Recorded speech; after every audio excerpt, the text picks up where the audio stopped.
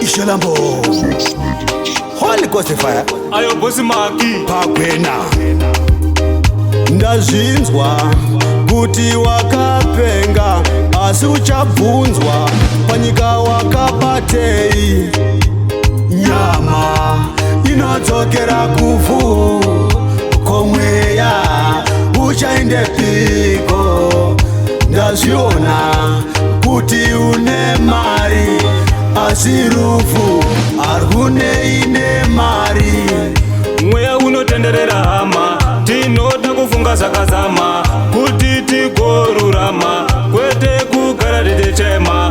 Vhura mapisa rema, Mwari ndo vane mweya wekufema, ndio vanotipa ndarama, havatisiye tichichema.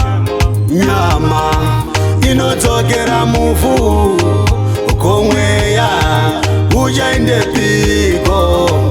Ndazviona kuti une mari asi rufu arhunei nemari.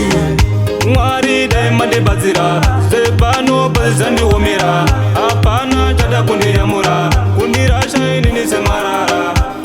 Enda udzidze kumujuru, handitsimbe inotukwa.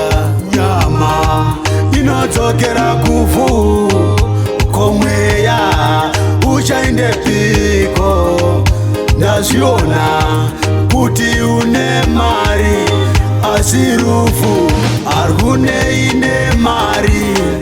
Mweya unotenderera hama, tinoda kufunga zvakazama kuti tigorurama, kwete kugara tichema. Vhura mapisa rema, Mwari ndo vane mweya wekufema, ndio vanotipa ndarama, havatisiye tichichema. Nyama inodzokera muvhu komweya uchaendepiko?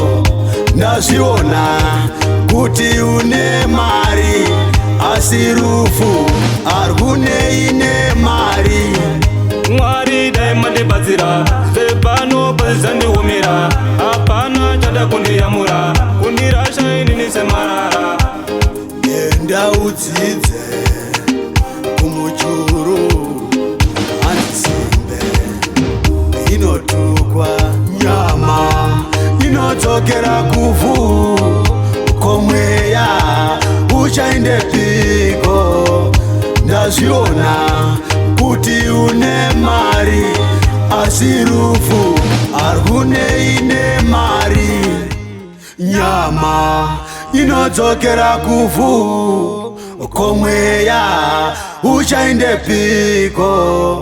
Ndazviona kuti une mari asi rufu arhunei nemari.